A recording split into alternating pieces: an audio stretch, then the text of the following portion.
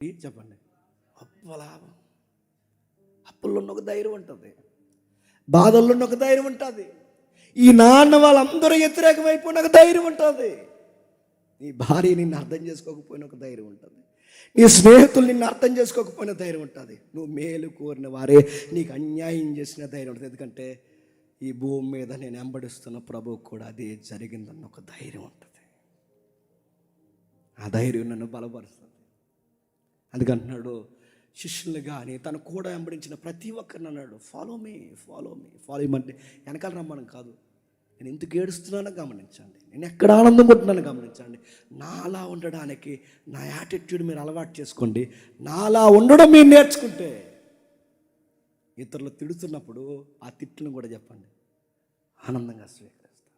ఆయన అన్నాడు, మనుషులు మిమ్మల్ని నిందించి, మనుషులు మిమ్మల్ని బాధించి, మనుషులు మీరు వ్యర్థంగా మిమ్మల్ని కాని మాట్లాడినప్పుడు నా నామమును బట్టి మీరు చెప్పండి సంతోషించు.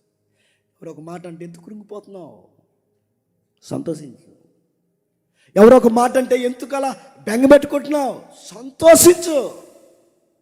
అంటారు ఇప్పుడు వీళ్ళు కాకపోతే రేపు వాళ్ళు అంటారు, వాళ్ళు కాకపోతే వీళ్ళు అంటారు, వీళ్ళు కాకపోతే వీళ్ళు అంటారు, వీళ్ళు కాకపోతే వీళ్ళు అంటారు, వీళ్ళంతా నాకు తంటాయి కూర్చుంటారు అంటారు. కానీ అనని, నన్ను ఎన్నైనా అనని, నేను ఒకటి మాత్రం ఫిక్స్ అయ్యా, నన్ను పిలిచిన వాడు నమ్మదగిన వాడు, నన్ను విడవడు ఎడవాయి.